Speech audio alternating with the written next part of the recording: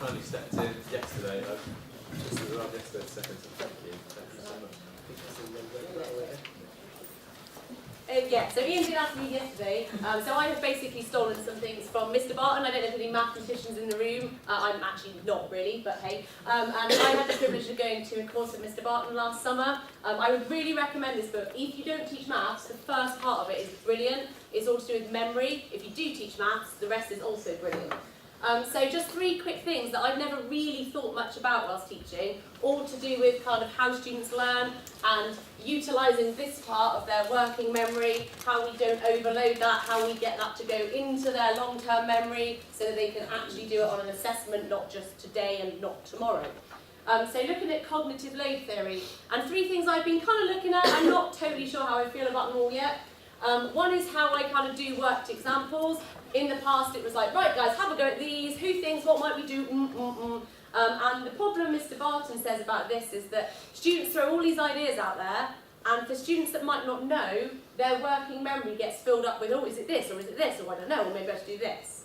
So he recommends doing this, he does it in silence, and then goes back and annotates it, and then students basically have a go at something really similar.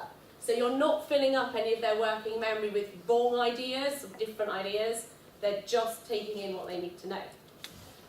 Another thing, the redundancy effect, all about redundant information, one of which I'm doing now, which is talking over slides.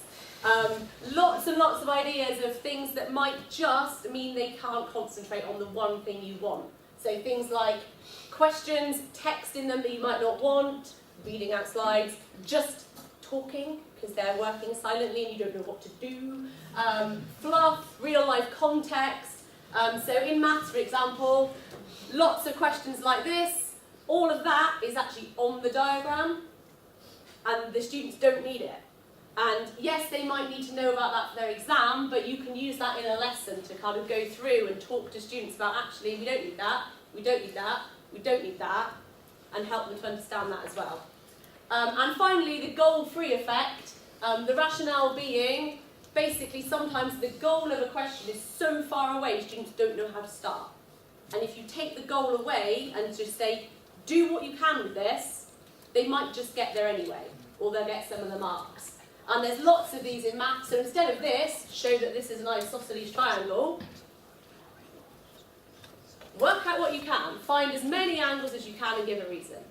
Okay, and there's loads and loads of things in maths, just work out what you can. Okay, taking away that element of I'm going to get it wrong, I'm going to fail, I can't do it, well, what can you do?